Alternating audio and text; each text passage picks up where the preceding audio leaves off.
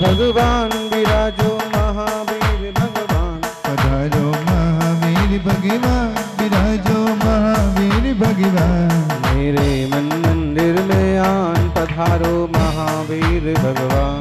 मेरे मन मंदिर में आन पधारो महावीर भगवान।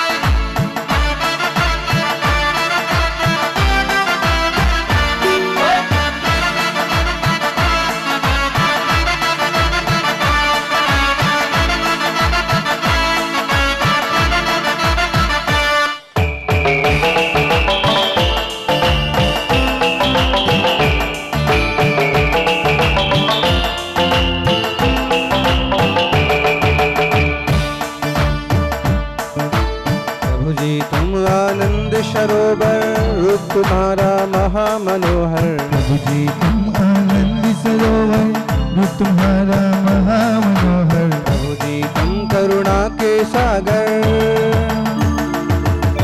प्रभु जी तुम करुणा के सागर, तुम ही हो प्रभु ज्ञान समंदर। प्रभु जी तुम करुणा के सागर, तुम ही हो प्रभु ज्ञान समंदर। हो जाए सबका कल्याण पधारो महावीर भगवान। हो जाए सबका कल्याण पधारो महावीर भगवान। मेरे मन मंदिर में पधारो महावीर भगवान। मेरे मन मंदिर में आन पधारो महावीर भगवान। मेरे मन मंदिर में आन पधारो महावीर भगवान। मेरे मन मंदिर में आन पधारो महावीर भगवान। मेरे मन मंदिर में आन पधारो महावीर भगवान। मेरे मन मंदिर में आन पधारो महावीर भगवान। शांतिनाथ भगवान की, महावीर भगवान की, आचार्य श्री आदि सागर जी महाराज की, आचार्य श्री महावीर कीर्ति महाराज की, तपस्वी सम्राट गुरुदेव श्री सन्मति सागर जी महाराज, सुनील सागर जी महाराज की, आचार्य संघ की।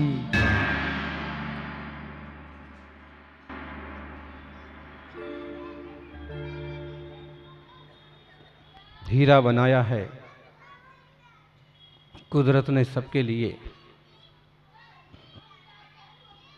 हीरा बनाया है कुदरत ने सबके लिए, लेकिन चमकता वही है जो तराशने की हद से गुजरता है। हर एक मनुष्य परमात्मा बनने की तासीर रखता है, लेकिन बनता वही है जो उस मार्ग पर चलता है।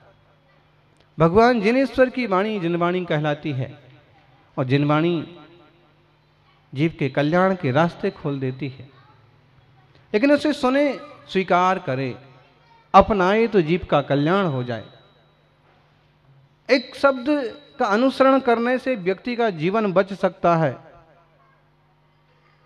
तो एक जिनवाणी का अनुसरण करने से आत्मा परमात्मा क्यों नहीं हो सकता। अभी आपने सुना था, महाराज जी ने बताया, बकरी चराने वाले से किसी का नुकसान हो गया,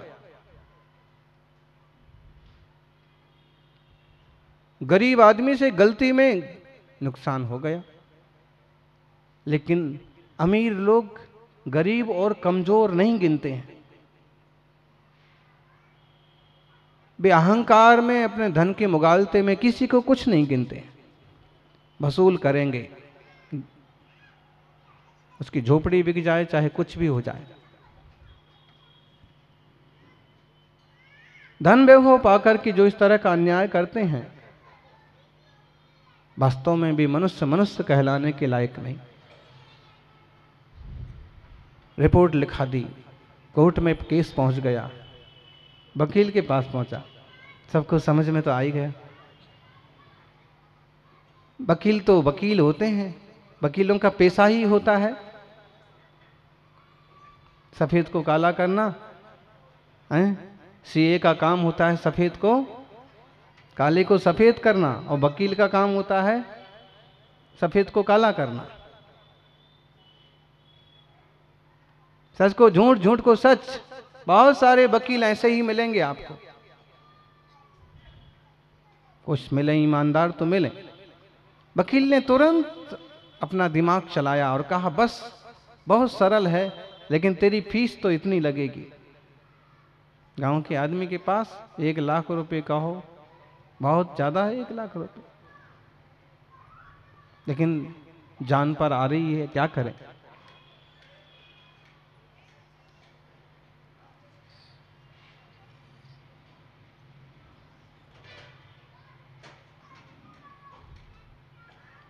बस कोर्ट में खड़े हो जाना, कोई पूछे तो बस इतना करना, क्या तेरी बकरी कैसे बोलती है, भेड़ कैसे बोलती है,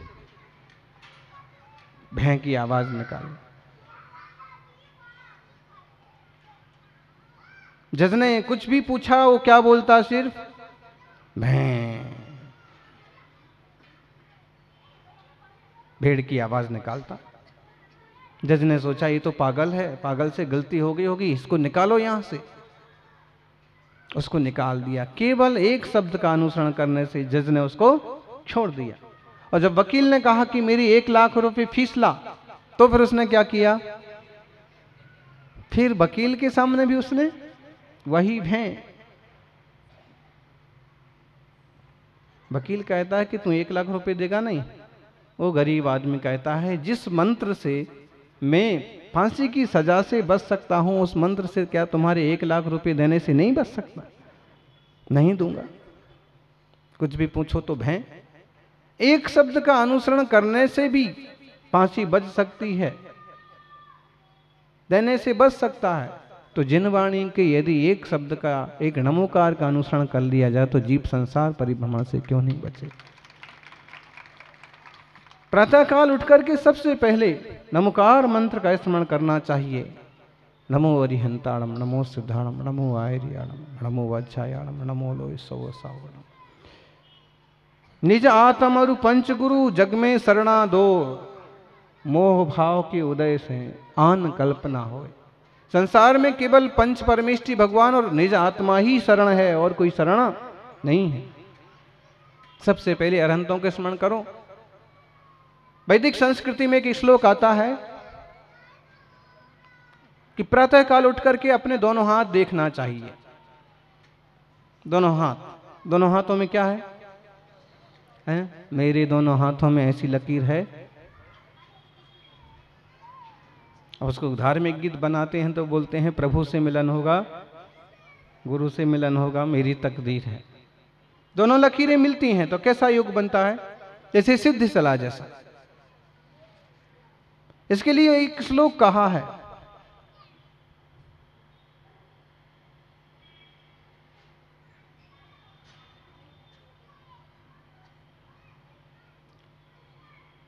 हाथों के संबंध में कहा है, कराग्रे बसते हे लक्ष्मी, कर मध्ये सरस्वती, करांते तु गोविंदः, प्रभाते कर दर्शनम। प्रसिद्ध श्लोक है कि हाथों के कर के अग्रभाग में लक्ष्मी बसती है। हाथ के आगे का हिस्सा कौन सा है? उंगलियां। बोलो जी सेठ जी, रुपए कैसे गिनते हैं? अगले कर के आगे वाले हिस्से से लक्ष्मी बसती है। फिर कर मध्य सरस्वती, जिनवाणी कैसे पकड़ते हैं? हाथ के बीच में सरस्वती बसती है। और करांते तु, कर का जो नीचे वाला हिस्सा है हाथ, इसमें कौन बसता है? गोविंद बोलो, भगवान बोलो, महावीर स्वामी बोलो। एक कल्पना की गई कि सुबह उठकर तुम ऐसे चिंतन करो, ऐसे विचार करो। अगर लक्ष्मी कमाना है तो कोई पाप ना हो, सरस्वती का अभ्यास करना है तो निरंतर अभ्यास हो, और भगवान का स्मरण बना रहे। इसको हम पंच परमेष्टि के रूप में बांटते हैं, तो बीच वाली लाइन तो सिद्धों का प्रतीक हो जाती है। सिद्ध शिला का स्मरण होता है कि यूं सिद्ध शिला बनती है। और फिर 4 अंगुलियों के 12 पोरे कितने हो गए? 24 पर 24 तीर्थंकर भगवान। फिर इस वाले हिस्से पर देखो तो आचार्य परमेष्ठी, इस वाले हिस्से पर देखो तो उपाध्याय परमेष्ठी, और नीचे वाले हिस्से पर देखो तो साधु परमेष्ठी। पंच परमेष्ठी का स्मरण होता है, 24 तीर्थंकर पंच परमेष्ठी का। इससे बढ़िया सुप्रभात और क्या होगा। सुप्रभात एक स्तोत्र भी लिखा गया, सुप्रभात स्तोत्रम। तद्ध्यान तोस्तु सततम मम सुप्रभातम। हे भगवान, आपके ध्यान से मेरा प्रभात सुप्रभात हो। सुप्तोत्थितेन सुमुखेन सुमंगलाय द्रष्टव्यमस्ति यदि मंगलमेव वस्तु। अन्येन किम तदिह नाथ तवैव वक्त्रम त्रैलोक्य मंगल निकेतन मीक्षणीयम।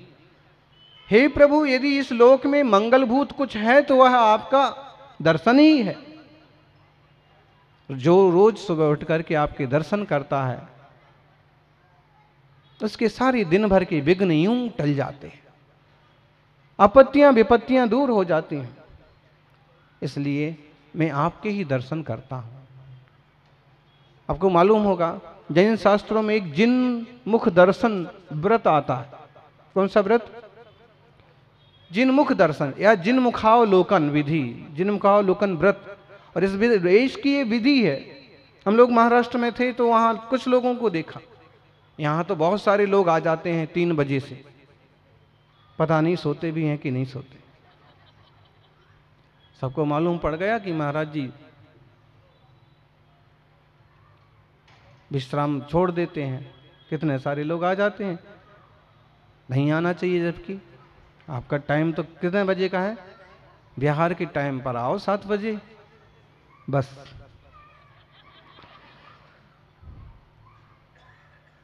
फिर कुछ लोगों को रहता है कि यूं तो महाराज जी दिखते ही नहीं हैं, वो सवेरे सवेरे जाएंगे तो हो सकता है कि अपने को अलग से बढ़िया से आशीर्वाद मिल जाएगा। भैया वृत्ति में भी तो वहां हमने देखा कि कुछ लोग एकदम, वो पुरुष भी हैं तो भी सिर ढक करके और मंदिर, और बहुत सवेरे जब कोई ना आए, कोई ना देखे। तो हमने वैसे पूछा तो बोले हमारा व्रत चलता है जिन मुख दर्शन। सबसे पहले हम भगवान का मुख देखते हैं, उसके बाद किसी और का मुख देखते हैं। कितना बढ़िया है व्रत एक तरह से।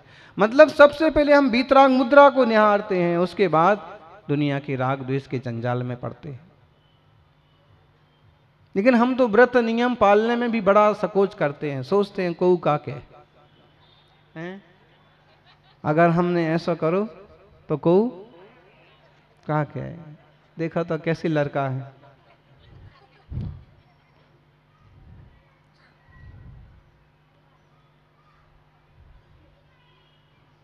धोती दुपट्टा पहन करके मंदिर जाएंगे, अभिषेक करने जाएंगे तो मन में क्या आता है?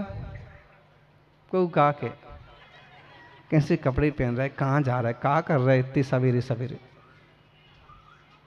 हैं? हाँ, कपड़े को क्या बोलते हैं? उन्ना लत्ता।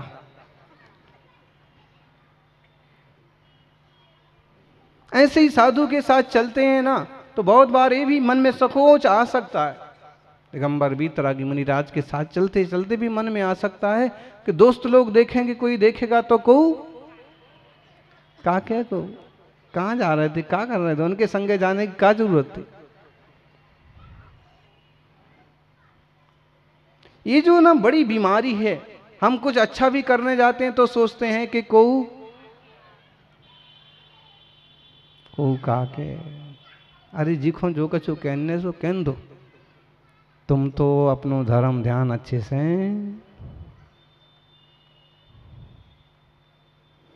कभी गलत करते हैं, कभी कुछ गड़बड़ करते हैं तो जरूर सोचो कि अगर हम उते चले गए कि हमने कछु उल्टो सल्टो खा लो तो को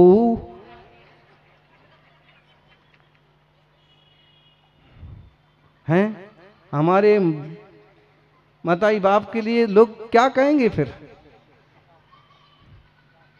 तो क्या कहे, घर के लोग क्या सोचेंगे? कभी भी गलत रास्ते जाने का मन होता है तो विचार करो कि अगर इस रास्ते गए, हमने कुछ ऐसा किया तो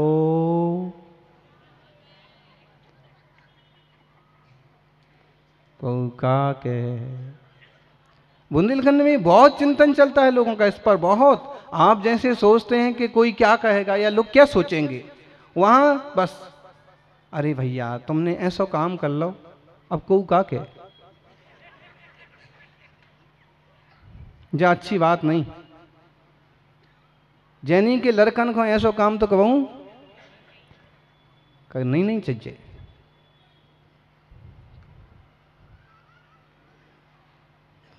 एक जब लिहाज रहता है कि कोई क्या कहेगा और हम वो लिहाज रखें सिर्फ अशुभ चीज में, शुभ में नहीं। शुभ में तो धर्म ध्यान करना ही है, चित्त लगाना है। अगर मन में मंदिर में ना लगाओगे चित्त तो कहां लगेगा बोलो, हैं? कहीं और लगाना पड़ेगा। जिनवाणी में लगाओगे ना तो कहां लगेगा फिर, हैं? कहीं और लगेगा। मंदिर नहीं जाओ तो कहूं तो जाओ, हैं? और शुद्ध ने खाओ घर को तो कहूं को तो खाओ, तो कछु तो खाओ।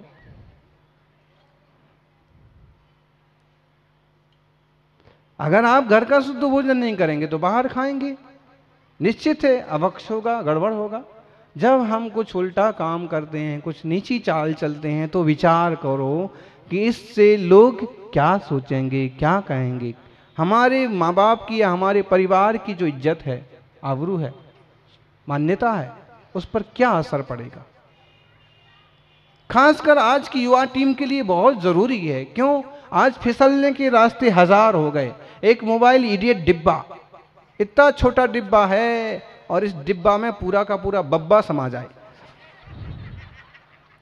हाँ, अपने बब्बा को भी इतनी बात नहीं आती थी, इतना तमाशा पता नहीं था जितना कि इस डब्बा में आता। मतलब फिसलने के हजार रास्ते हैं आज।